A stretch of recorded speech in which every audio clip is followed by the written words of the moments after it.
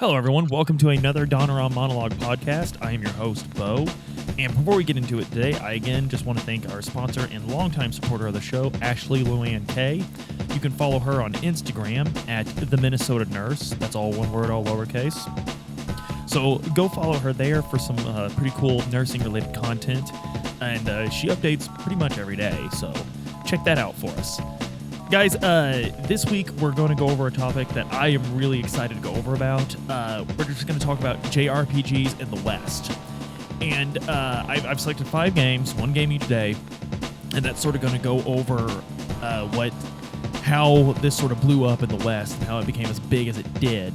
JRPGs, they've kind of changed a lot. So you'll notice almost every single one I'm talking about, out of the 5, 3 of them were released in the 1990s. 1 was released in the 80s, and 1 was released just 2 years ago.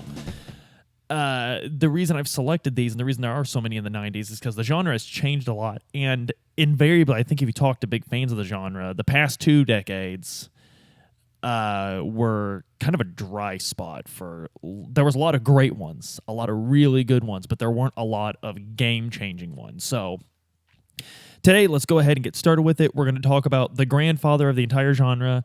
You'd be hard-pressed to find someone who doesn't love this game, that loves JRPGs, and that is the original Dragon Quest. The original Dragon Quest was directed by a man named Yuji Horii. He had done the Portopia serial murder mystery for serial murder case, for Enix. It was one of the first visual novel adventure games ever. It was absolutely groundbreaking. That particular game was a huge influence on Hideo Kojima, who, of course, went on to make the legendary Metal Gear Solid series and more recently Death Stranding. So he made that game, and he was already a rock star at Enix just for that game. But he was also a huge fan of the Western RPG series of Ultima and Wizardry. I've talked about Ultima on the show before. You guys know how I feel about that. So combining Ultima, Wizardry, and his own game, he was actually influenced by his own game, Portopia Serial Murder Case. He made Dragon Quest, and Dragon Quest was a very, very different game when it was released. It played a lot like a computer RPG, but it played on a console. It was for the Famicom. So this was groundbreaking, period, because if you've ever played any of those old Ultima and Might and Magic ports that they put onto the NES, you'll very quickly see that didn't work out so great. You really want to be playing the original computer version of those games. But Dragon Quest worked perfectly because it was designed for it. And so in Dragon Quest, you had a single character, but you leveled him up, and you did so through first-person battles. Now, Dragon Quest had a lot going for it because Enix just happened to have the clout to hire the hottest mangaka at the time in Japan, Akira Toriyama, who, of course, is in the middle of producing Dragon Ball, the original run of Dragon Ball.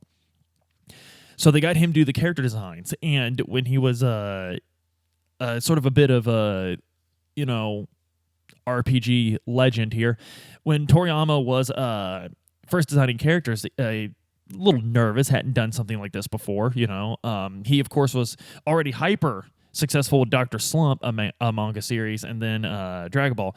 But he hadn't really designed characters for a video game before, so, just sort of shooting ideas into the dark. He drew the Dragon Quest slime, which hopefully, for those of you that aren't familiar with Dragon Quest, Adam can get you a little visual here, somewhere of the slime while I'm doing this. But he just drew that picture real quick and sent it to him.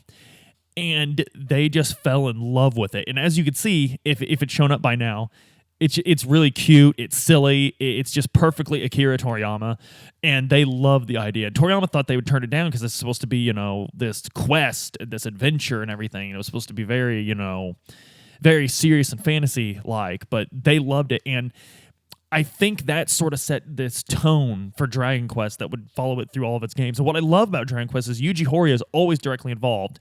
So every Dragon Quest, even the side games, still hold true to that central feel. And we've talked a lot about how Final Fantasy, the tradition of Final Fantasy is innovation.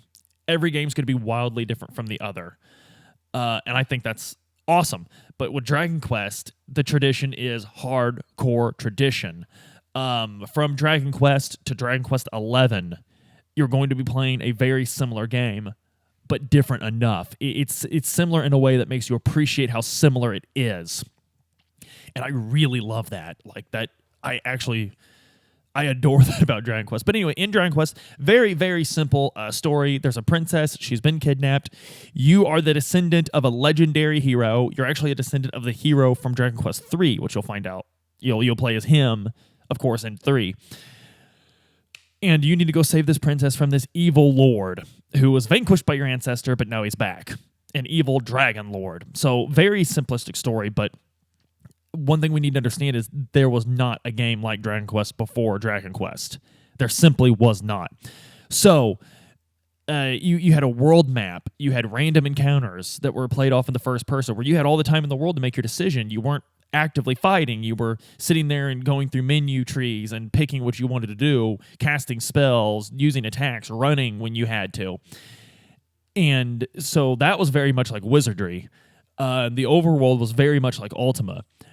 But putting all the elements of the game combined into one with an excellent, amazing soundtrack, which those tracks from that original game still appear in variant ways in the modern games. If you guys like video game music, Good Night Productions, they make, and that's night as in a soldier night. Good Night Productions actually makes a lot of really good video game albums. They put out a great Dragon Quest one. But so all this combined is distinctly Dragon Quest. And it's such a... Dragon Quest got so big in Japan that because of the release of Dragon Quest 3, Enix agreed to not release video games anymore on school days because that many kids miss school to play Dragon Quest 3. That's huge. That's absolutely huge. This is... Now, Dragon Quest is infinitely more popular in Japan than Final Fantasy. Final Fantasy is way more popular over here, but Dragon Quest is the more popular one in Japan. And I don't really know why, but they even have Square Enix actually maintains a Dragon Quest bar. So in terms of JRPGs that influence the West, I don't think there's a bigger one. And most people say, well, I see the influence in the East, but I don't see the influence in the West. Dragon Quest came out in the West. It did. It got a release within a year of its Japanese release, which is pretty quick. Now, because of a copyright dispute, they had to go with Dragon Warrior. So it was Dragon Warrior until I think the remakes of the Zenithia trilogy for the DS.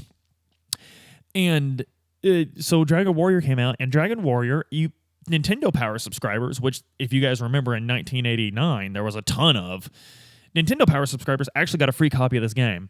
So if you're an NES collector, you can find a copy of Dragon Warrior in your hometown in one of those consignment shops, like one of those shops that sells old books and like stuff that people sells. Go there. I guarantee in their NES section they have a copy of Dragon Warrior. They're everywhere. I paid $2 for my NES copy of Dragon Warrior because they came free with Nintendo Power. These cartridges are everywhere. But I remember playing it as a kid. I got it with my Nintendo Power, and I'm talking a very young kid. And I didn't realize until much later in life how much that influenced me playing that game. But it was just 100% different from everything. It was like as different as Zelda was, this game just went even further. It's like when you hear... it's like when you're in junior high and all your friends are listening to Slipknot, so you start researching heavy metal and you run across Bathory or Emperor and you're like, oh my gosh. Like, yeah, I mean, I guess Slipknot is okay if that's what you like. I am going to judge you for that, but it's not that bad. But like, go listen to some Bathory or Emperor and, really stick it to the man. And that's sort of the way Dragon Quest was. So later you would encounter a game like Wild Arms or something. You'd be like, man, this is really cool. But then you research further and you remember this Dragon Warrior game that became Dragon Quest, and suddenly it's all blowing up and it's just huge.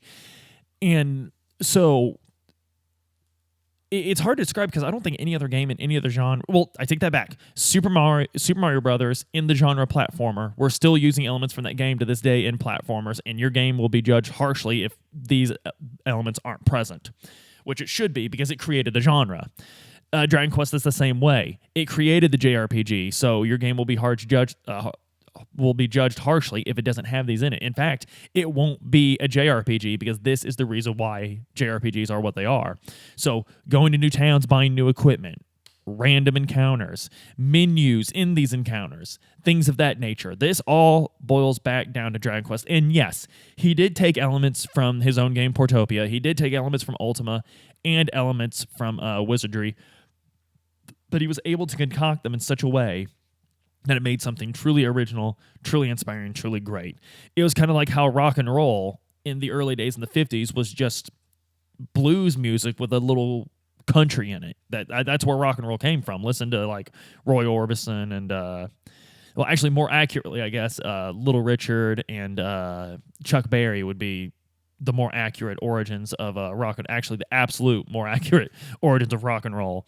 But that's where it came from. It was blues music with a little bit of country and a little bit of piano mixed in.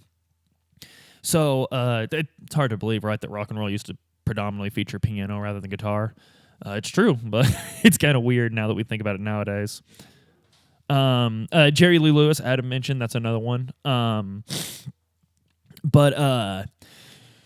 So Dragon, and the thing is I hear a lot of arguments of people like, oh, I can't go back and play these old games. I don't see why. They're still fun to this day. Actually, nope. You could beat Dragon Quest, the original one, in about 10 hours if you're being lazy. And they don't take that long. And honestly, I mean, you're buying all these retro style games on Steam. Why not just play a real retro game? I don't understand it. The way I play Dragon Quest actually nowadays, I will play that game several times a year because it's actually because it's so bare bones, which it wasn't when it came out. It was very robust when it came out, but by today's standards, it's very bare bones. But because of that, it makes a really good casual game, and I honestly play it on my phone. I bought the copy for the iPhone. It's like $3. That's the way I play it. You can play it one-handed. They have the controls set up like that. The only thing I don't like about the iOS version is it has King James English for some reason. Thee, thou, thy, stuff like that. I don't know why they did that. Because you're looking at these Akira Toriyama character designs and you're looking at that language and you're just like... You know, and humor has always been a huge part of Dragon Quest, which we'll go over that more later this week when we talk about another Dragon Quest game. Yes, there's going to be 2 Dragon Quest games mentioned this week because that's important. But guys, I can't understate the importance of the original Dragon Quest, and I can't understate the importance of Yuji Horii on this genre. Absolute. I mean, these are the elements that make a JRPG, period. So guys, let me go ahead and tell you what else we're going to talk about this week so you could look forward to it. I think, I like having something to look forward to. So tomorrow, we're actually going to talk about Chrono Trigger. I think Chrono Trigger is far and away one of the most influential games ever released, much less one of the most influential JRPGs.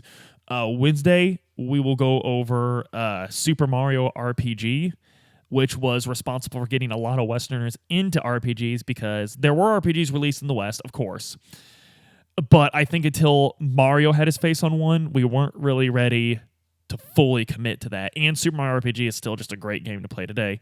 Thursday, I can't get away with not talking about it, Final Fantasy VII. I don't even need to talk to you about why I need to talk to you about that.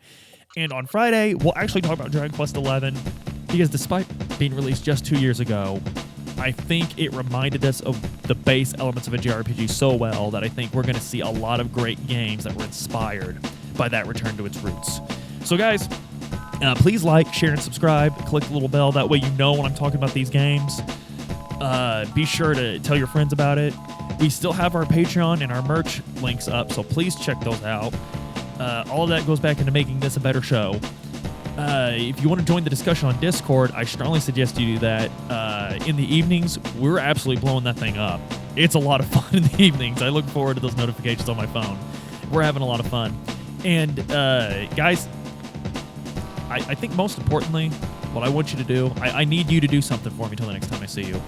I need you to have a great day.